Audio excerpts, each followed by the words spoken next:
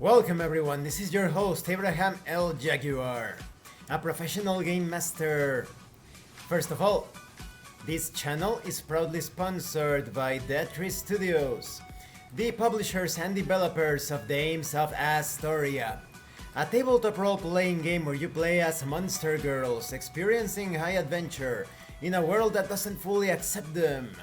They have recently released Daughters of Lamb. This is a pay-what-you-want tabletop RPG, where you get to play as cybernetic nuns with guns, looking for the missing pieces of their AI god. You will find it in their website. The link will be in the description and in the pinned comment.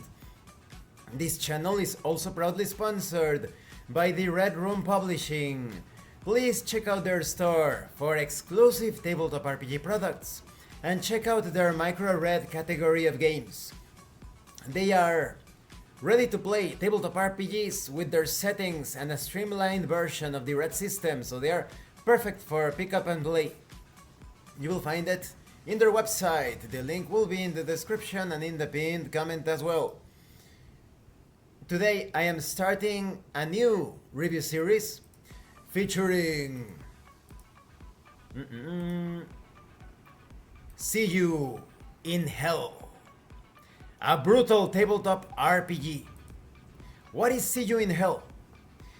This is a game that attempts to represent the situations that you perhaps have seen in violent first-person shooter video games such as Doom, Quake, Wolfenstein, so many, Rage, Blood, any of those games.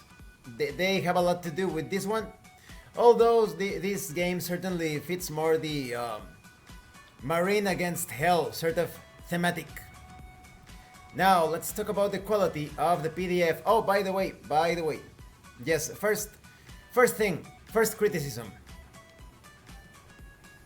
Well, we'll get into that when it comes to the content, but I would say that as it is being presented here, this one is more like storytelling tabletop RPG hybrid. We will get into that in a few moments. Now, the quality. Everything is well written and organized. You have bookmarks, you have hyperlinks. The graphic design is thematic, yet simple. It doesn't go full satanic like Doom, but it has that certain like seriousness to things with the background that looks like a metallic surface, although it is like oyster colored. The font is easy on the eyes, and you have art illustrations that represent the sort of game world, the sort of levels, stages that this game uses as inspiration, that takes from, like I said, Doom, Quake, etc. So overall, the quality is really good. Now let's talk about the contents. Just take a look at the art. It's like pixelated art that is perfect for this game. Alright, first we have information about the game.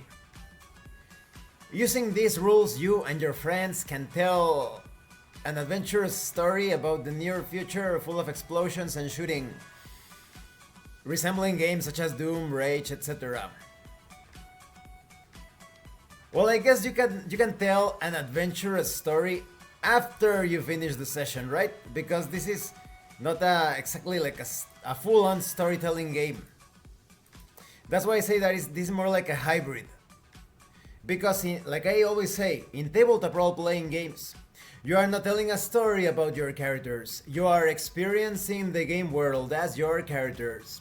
If you are telling a story, you cannot play a role because you are the storyteller. You cannot play a role. You play a role in a tabletop role-playing game by describing your actions and reactions within the fiction in the game world. The players and the game master do not exist. Only the characters within the fiction. Okay, moving on. So this game is about tough guys performing tasks to stop a demonic invasion. What do you need to play? The rules, of course. You need task cards and a character sheet. They are included in this book. That is, if you purchase the print version or the PDF, you can take those cards directly from the book. No additional purchases necessary. And they're very simple. You also need, of course, something to write, to make changes on your character sheet, or maybe software or an app, if you prefer that. You need at least 8 regular 6-sided dice. 3 for the players, the rest for the game master. Optional, 15 tokens to keep track of rage. Now this game, the duration is between 2 to 3 hours, but as long as you roleplay and you're not clumsy about things, I would say that you can easily play this in an hour. More or less. You don't need like heavy preparation. And this is, like I said, this should be presented as a storytelling RPG hybrid rather, because this is a story about tough guys in the near future. There is no strict order of turns. Players often describe their problems and the solutions themselves. You see, when you're playing a role, you're not creating the world, you're playing the role of a player character. You have control over your actions. But the rest, the game master is playing the role of the game world. So this game feels a lot like someone that has played Powered by the Apocalypse, because a lot of you know that the guy behind Powered by the Apocalypse doesn't understand roleplay. He never knew how to roleplay. He is all about having a conversation. And most of the time you are roasting demons instead of talking with non-player characters. I imagine that is, instead of talking with non-player characters, you are usually fighting. So this game is all about rivers of blood and gore. So there is this warning. There is ultra violence here. When it comes to preparation, the game master, of course, will present the rules. It all depends on how you learn the system. Because maybe all of the players have the core rulebook. You never know. You never know. So the game master reads out one of the possible beginnings. And here is where the immersion is severely hampered. So this game is supposed to take inspiration from Doom, Quake, Wolfenstein, Rage, first person blood.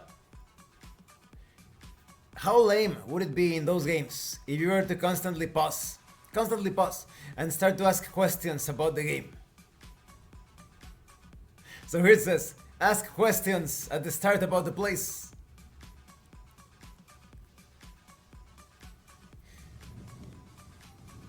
There should be a more elegant way of handling this. Don't start. Legions of demons are about to take over the entire world completely. So tell me, how's the situation? Where are the demons invading? Where are they going? Do they have big weapons? No. Okay, and then it's all about character creation.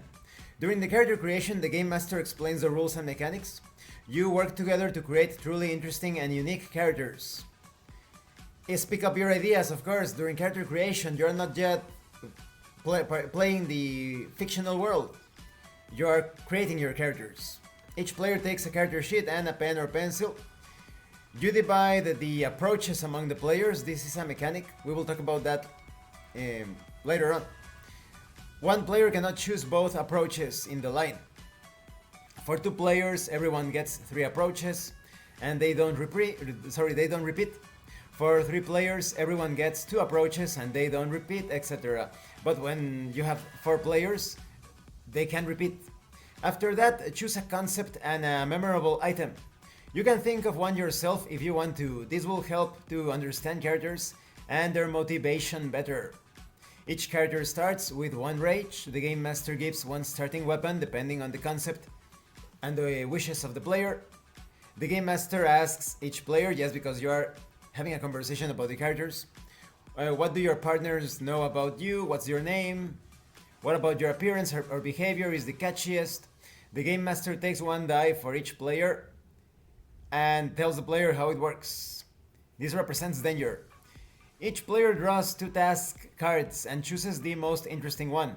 The player puts it in the center of the table, and then you start playing. Now here you have a definition of a role-playing game. A role-playing game like this one is a conversation that creates a story. No, no, no.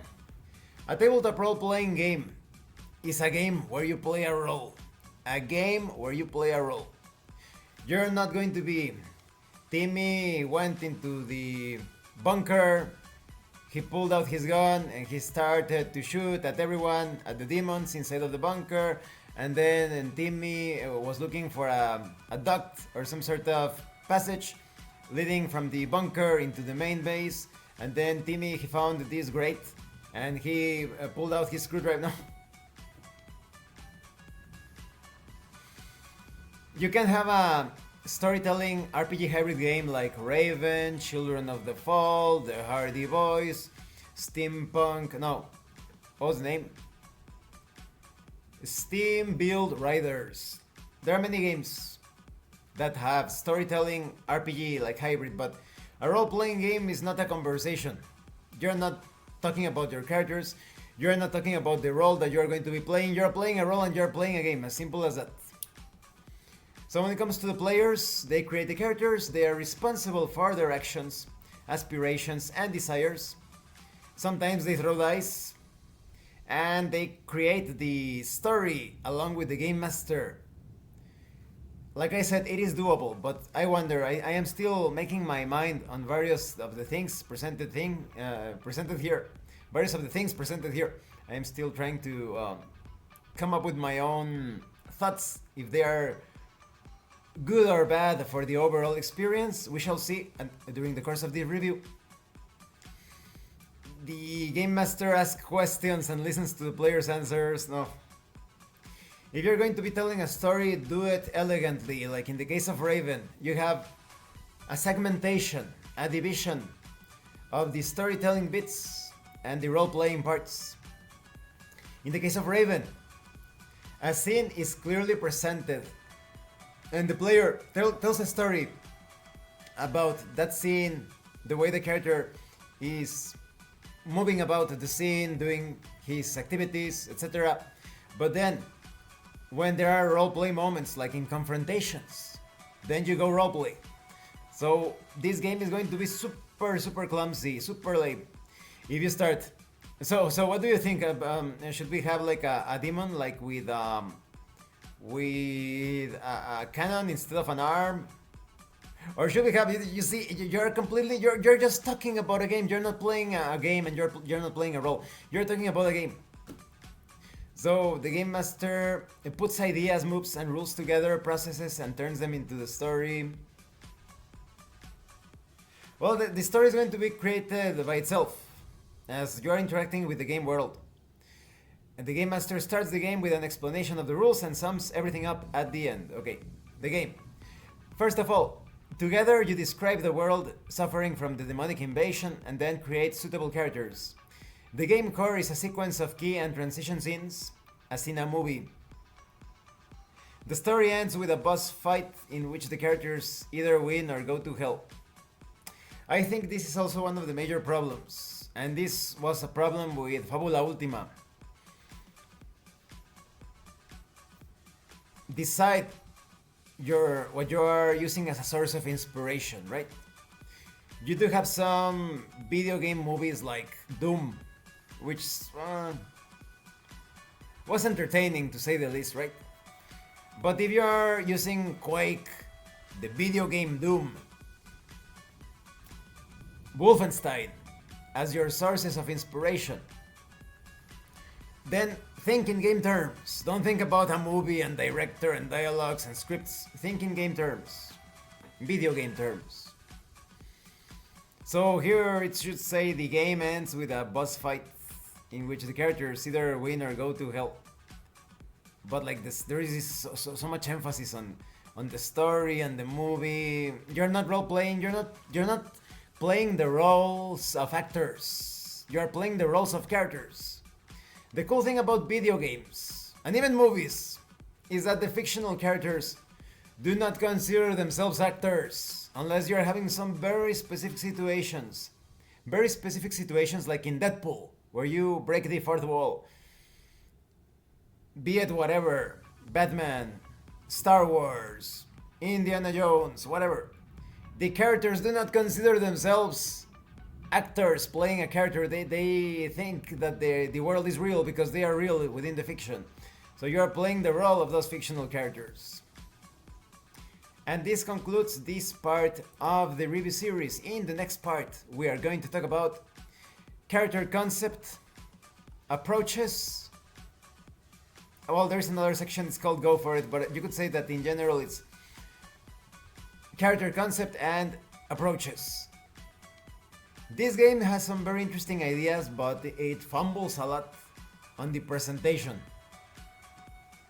Now you can play a tabletop RPG however you like without playing a role and without like interrupting constantly with conversations, right?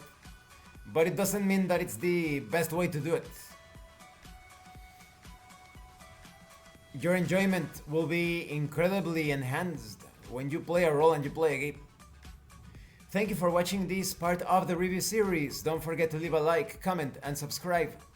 And thank you so much to those of you that are going the extra mile to support the channel. If anyone else wishes to further support the channel, consider joining as a member using the super thanks button. Take a look at the information in the description and in the pinned comment. This has been your host Abraham L. Jaguar, a professional game master. And remember, in tabletop RPGs, you are not having a conversation about your characters. You are experiencing the game world as your characters. Once again, thank you and see you later.